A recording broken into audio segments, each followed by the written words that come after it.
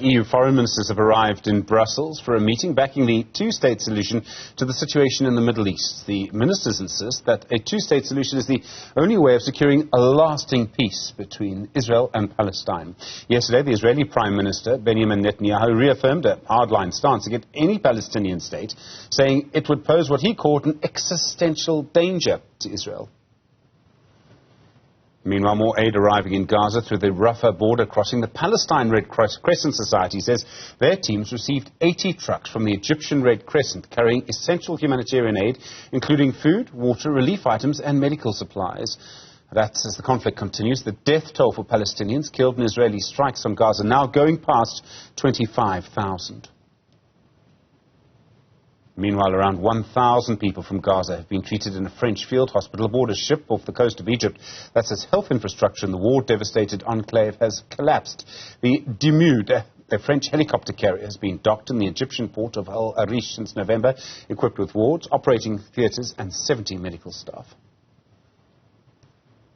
Meanwhile, still no word from the International Court of Justice about when judges there will rule on South Africa's application for the court to find that Israel is guilty of committing genocide in Gaza. You'll remember the arguments that our government brought in this case, that Israel is using huge dumb bombs, not precision-guided bombs, dropping them in highly populated areas, that has told Palestinians to move to safe zones and then drop bombs on those safe zones, and that it is pushing people away from the north of the territory. In its response, Israel's argued it was only trying to protect itself, that Hamas fighters were hiding among civilians, and that it had no intent to commit genocide.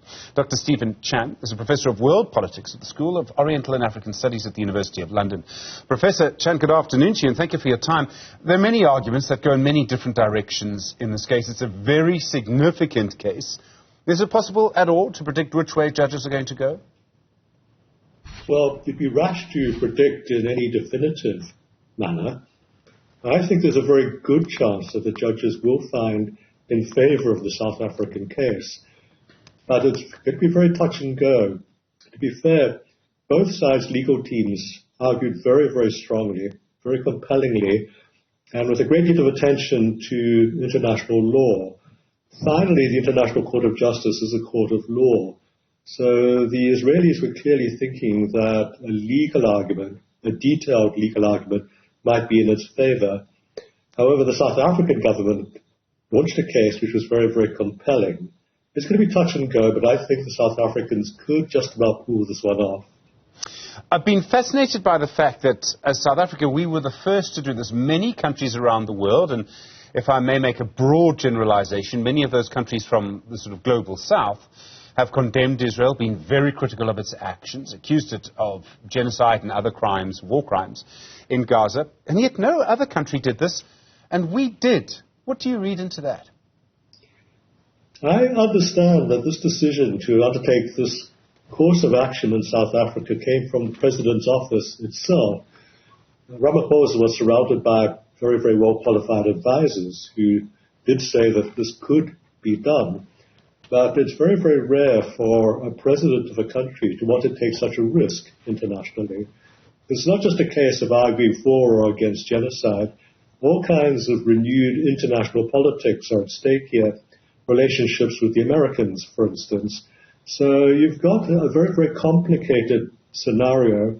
Many countries didn't want to take that risk, including many Middle Eastern countries that you would normally have expected to side with the Palestinians.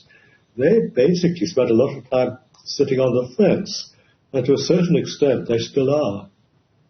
Is that just because of the pressure that the United States can bring? I suppose, let me call it what it may be, the pressure of the dollar? Pressure of the dollar, but don't forget the United States also depends on the Arab dollar, on the Arab petrodollar, as it were. So it works both ways, but very, very much, I think there's the agenda in many parts of the Middle East which sees stability in the long-term future as not depending so much on Palestine, but depending on good relations with Israel. In other words, the long-term aim is to neutralize Israeli aggressive tendencies by making them feel they are part of the Middle Eastern community. This is far easier said than done, and it's not particularly successful at this moment in time. Not all Middle Eastern countries have behaved like this. The great exception are the Qataris. Qatar has been at the very, very forefront of international diplomacy on a whole number of very, very contentious issues, but very, very much in the forefront of the hostage negotiations, for instance, right now in the current war in Gaza. So not everyone is sitting on the fence. Some are doing different things. But yes, in terms of the court case, no other country in the world contemplated bringing such a case against Israel. I would imagine there's quite a strong argument to say that anything that brings stability between all of the countries around Israel is, sort of inverted commas, a good thing. And this is why we've seen countries with a bit of pressure from the Americans, signing the Abraham Accords, launching diplomatic relationships with Israel that they didn't have before. The problem, of course, is what happens to the Palestinians. And they used to really rely on support from these countries, and they're no longer getting it very much. They're no longer getting quite as much as they would like, but it's a double-edged game. If the Middle Eastern countries are saying to Israel, look, you can be a part of a community of states, the operative word there is states. And that's why there's an argument now, put forward, in fact, also by the Americans, as well as by countries like Saudi Arabia in the Middle East. Let's finally take the big plunge and work towards recognition of Palestine as a state. A community of states means that everybody is bound by international law, and that way you have an avenue towards long-term peace. That goes against Israeli knee-jerk reaction that sees the Palestinians as a threat. An existential threat might be putting, as it were, a great exaggeration on it, but they've seen very, very much their whole future tied up in this conflict. It's a conflict for land, it's a conflict for recognition, so they're not easily going to take this course of action. But a community of states in which everybody is able to interact on equal terms, including Palestine as a recognized state, that's the way forward that I think the international community is now tending. We all know, of course, if the outcome of this court case is that the judges rule that, probably as a provisional measure, Israel must stop its actions in Gaza, Netanyahu's already said that he would disobey that. But that's not sort of the end of the story, is it? Because that would also, I presume, be an order that would be binding on countries which support Israel, which takes us, as these conversations always do, Professor, back to the United States. That's right, but nothing's immediate.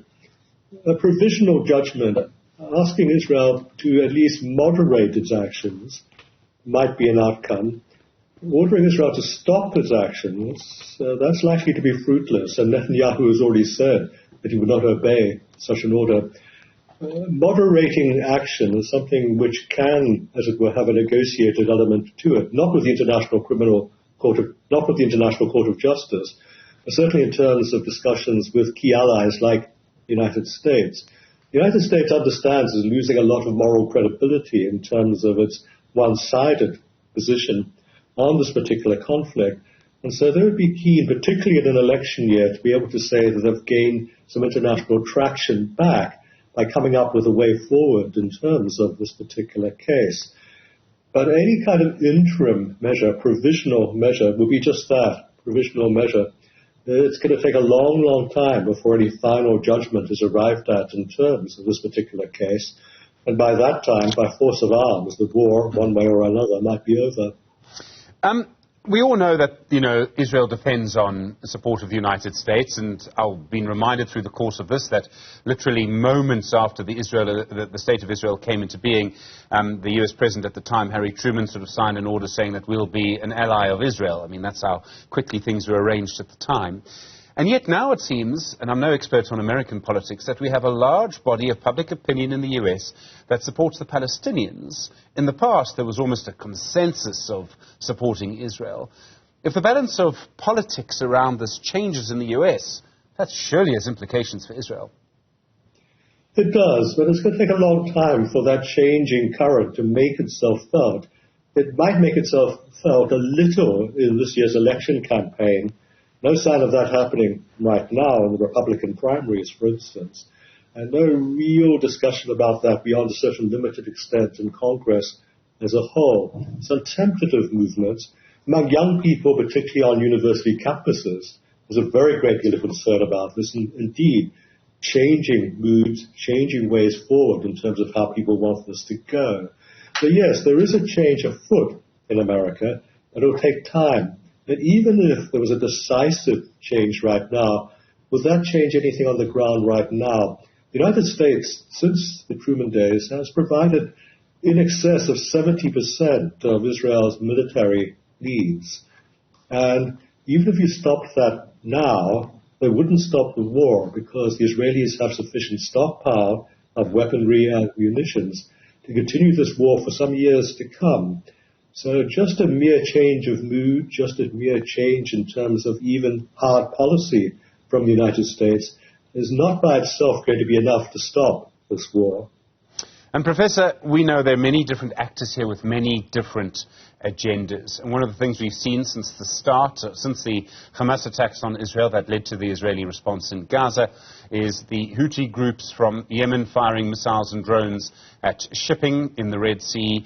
And then, astonishingly, we saw Iran firing missiles into Pakistan and Pakistan firing missiles into Iran, both of them saying they're aiming at separatist groups rather than each other directly. How concerned are you that all of this could really escalate and drag in more and more people? The threat of a wider war is there. There's no doubt about that. In terms of Iran and its allies, in terms of the Houthi rebels, what you've probably got is more gesture politics than anything else. In other words, saying to the West, take our view on this seriously, or this thing could widen. However, despite the attacks, what you've got so far is not a huge catalogue of fatalities, not a huge catalogue of major incidents, a huge catalogue of quite minor incidents, almost as if there was a very deliberate policy not to upscale it beyond a certain point, certainly to send symbolic warning after symbolic warning. And the Iranians would be particularly concerned about what would happen if the northern front opened up on the borders with Lebanon, for instance. By far their most important ally, not the Houthis, but Hezbollah in that area. Can Hezbollah be controlled? It has a mind of its own as well. But so far, the Hezbollah incursions, the attacks, everyone says sponsored by the Iranians, certainly supported by them, have been restrained. So I'm thinking that there won't be a major escalation into a multi-front war. Now, having said that, it could be touch and go. It doesn't take too much misjudgment on any one of the different sides for this thing to flare up into something that's not controllable. Right now, it seems to be underneath a violent sort of control, but control nonetheless. Professor Stephen Chan, thank you. Professor of World Politics at the School of Oriental and African Studies in the UK. Really do appreciate the time.